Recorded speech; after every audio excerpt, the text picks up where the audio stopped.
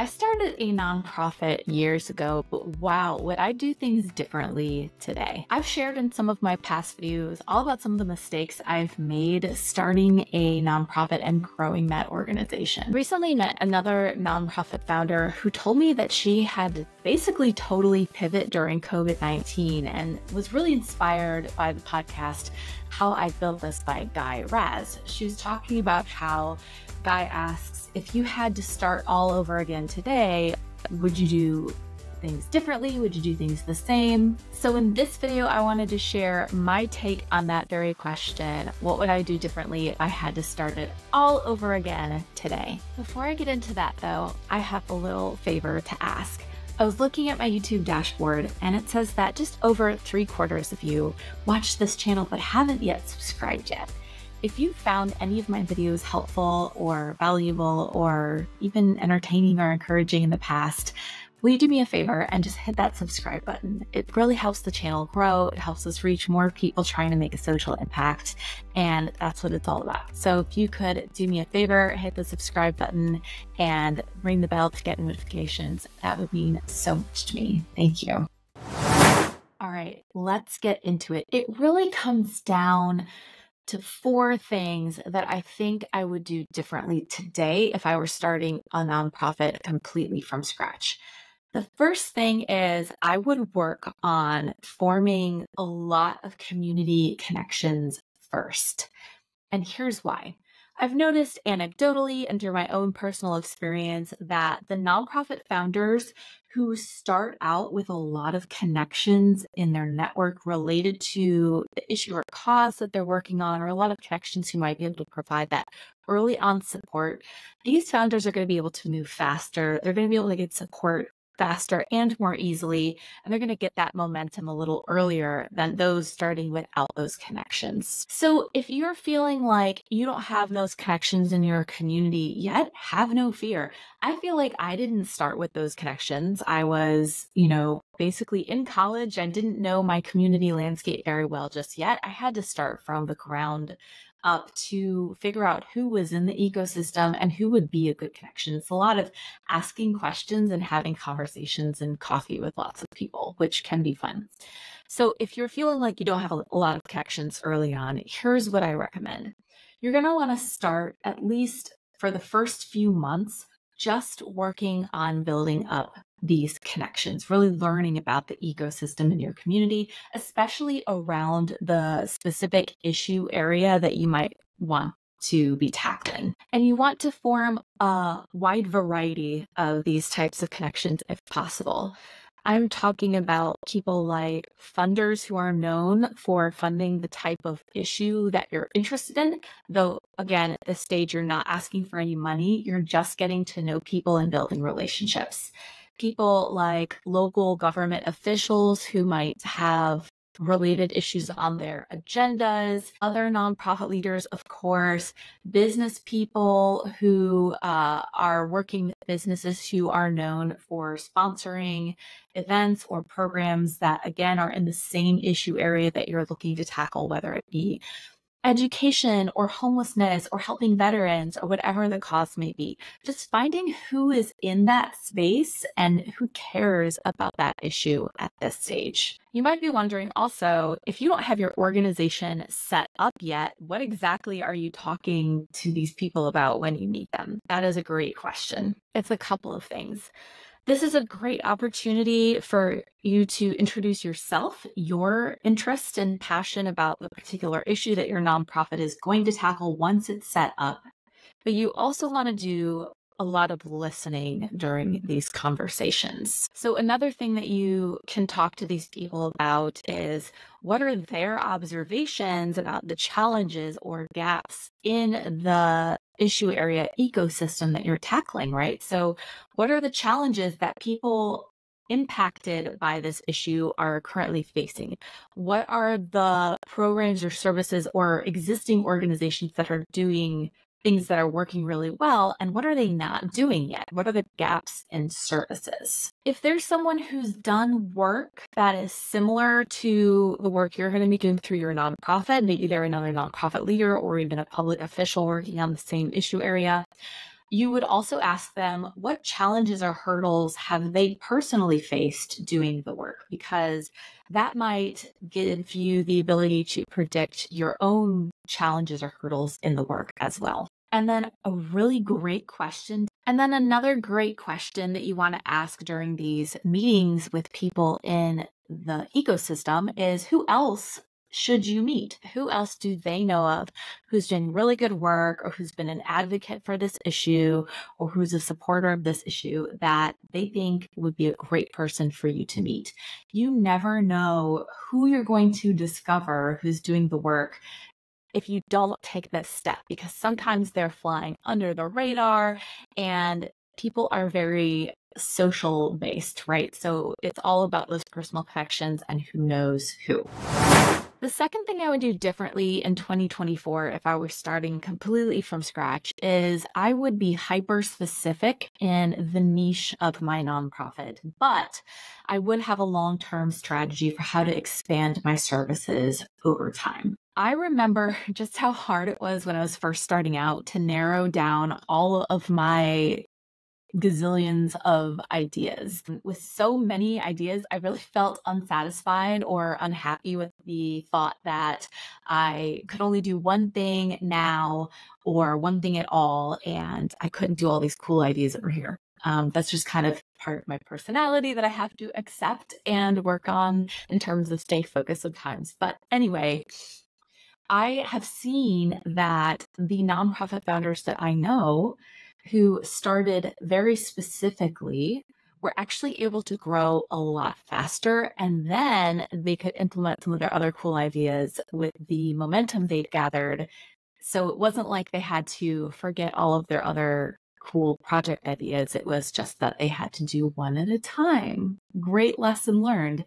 So a couple of examples of this. I know nonprofits who have started with only a program that refurbishes used furniture to place in homes of families after a crisis. So after a natural disaster has wiped out their homes, or maybe it's a family who's moving out of a situation of homelessness.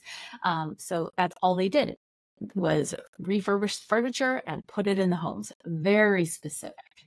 And another example, a nonprofit that I know of just focuses on getting hygiene items to women and girls who don't have easy or affordable access to those items, usually through their schools or a social worker. So extremely specific, but over time, these organizations are able to add on to the things that they're doing as part of the mission, right? So maybe organization A might add on some educational content or components about how, reused furniture can be used still and helping the environment. Maybe organization B can add on some public awareness campaigns about the lack of access to normal everyday hygiene items. There's lots of things that you can do expanding upon the work if you can gather that momentum at first and start very specifically.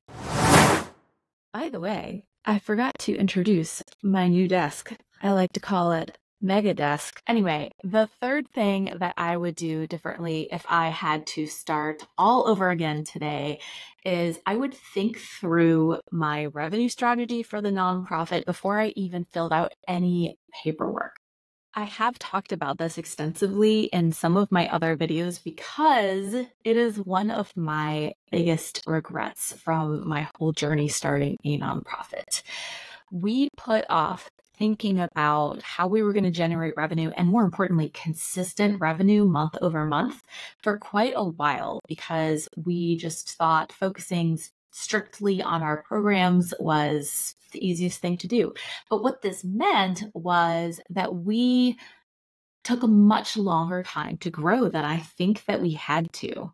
So I highly recommend, before you even fill out any paperwork, think about the revenue. Think about how you're going to generate the funding you need to not just launch the organization, but to grow it and invest in its capacity. So again, if I had to do this all over again this year, 2024, I would start with this in conjunction with, of course, my mission and top program, because knowing some of these things about your revenue is actually going to help you do the paperwork required to file for your nonprofit status anyway. Form 1023 already requires a budget, usually a budget prediction for the next couple of years, and where you think you're going to get your top sources of revenue from. So my suspicion is that most people just kind of wing this, but you could do yourself a favor strategically if you actually thought about this in advance. So you're thinking about this at this stage. How do you do this? You want to consider the top types of revenue streams for nonprofits, and then essentially figure out which ones are going to be the best fit for what you're trying to do. I've said this in past videos also, but a revenue stream is not one size fits all. A lot of people think that grants is just the default way nonprofits make money, but that couldn't be farther from the truth. Some nonprofits are a good fit for grants. Other nonprofits might be a better fit for individual donations or earned income or contracts or sponsorships, or, the list goes on. So it's really about figuring out what's going to be the best fit for your situation. And then another aspect of this is you want to think about who has the resources to be a viable funder for your organization. If you are an organization serving people who are unhoused, obviously those unhoused people don't have the resources to be making donations or to pay you for program fees. However, your local government might have in its strategic plan a goal to reduce homelessness by X% over the next 10 years. And you know that your nonprofit can play a role in that. Thus, the city might actually be a viable funder for you instead of the people that you're serving, obviously. So essentially, to recap, thinking about your revenue at this early stage is all about two things. It's one, thinking about the types of revenue sources that are going to make sense for your situation. And it's about two, thinking about who can afford to provide the resources that is one of your stakeholder groups, especially if it's not one of the stakeholder groups that you're serving, because that group doesn't have the resources. And the fourth thing that I would do differently in 2024 is I would use the connections that I built in step one of this to build a small but highly skilled rock star board of directors. Since I'd be taking this new approach this 2024 to start from scratch, I'd be really strategic about how I built the first board of directors and the systems that go in to growing or sustaining a board over time. When you're starting a nonprofit, it's totally common to just get your friends or some of your coworkers or business associates to join your first board, because the IRS requires you to have a handful of board members to get your 501c3 status. Oftentimes, the easiest thing to do is just get people you already know to join the board, even if they don't have the skills necessary, or even if they aren't going to be being very active on the board. But if I had already established all of these amazing connections in the community, I could skip ahead and just have an awesome, highly knowledgeable board of directors in the beginning by utilizing the network that I built. So what kinds of talents do you want to focus on if you're going to take a similar approach? Here are a couple of things. I would be looking for someone very knowledgeable in financial management, someone who could help me predict the types of infrastructure we would need to invest in to have a really strong base of operations over the next 1 to 3 or 3 to 5 years. And also someone who could help me do some revenue projections over the next couple of years as well. Obviously, I'm going to want someone with some experience and knowledge in fundraising. This is really critical. Otherwise, the financial management person has nothing to manage or talk about if you don't have the money coming in. Knowing that one of my top skills is already fundraising, I would be looking for a thought partner, someone who could help me brainstorm some creative revenue streams to tackle over the next couple of years. If fundraising is not not already one of your top skill sets, then it's even more important to bring in someone who has some of that experience and can help you think through that.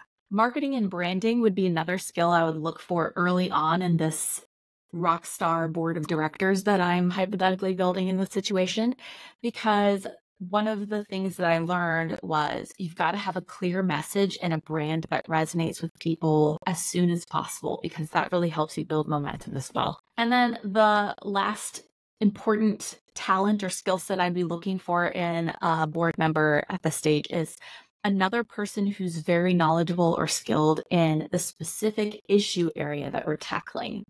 I'm assuming if I'm starting a nonprofit tackling a social issue, that I'm an expert in that social issue, or at least have done a lot of research to understand how it all works. But it's great to have a second person on the board who can help you do a gut check and take a look at things from a different perspective. I'm curious, are you going through this process, this brain exercise right now? Are you thinking of starting a nonprofit? What are some of your top challenges or questions that you have at this stage? Share in the comments, because you never know when someone from our little growing changemaker community here can help you out. If you are starting a nonprofit or social enterprise, or just looking for other ways to make a social impact, you definitely don't want to miss my new newsletter, Changemaker Mondays. It comes out every week and it's got super actionable tips, things you can use right away to build your social impact strategy and your organization if that's what you're working on. You can subscribe at the link below this video. Finally, check out my online Facebook group. It's called Change the World or Bust. We have over 6,000 people in there from around the world making an impact. You can join us and be part of that conversation. So I hope to see you there. And don't forget, please subscribe to this channel so that we can grow our impact together. I'll see you next time. I'm Amber Melanie Smith.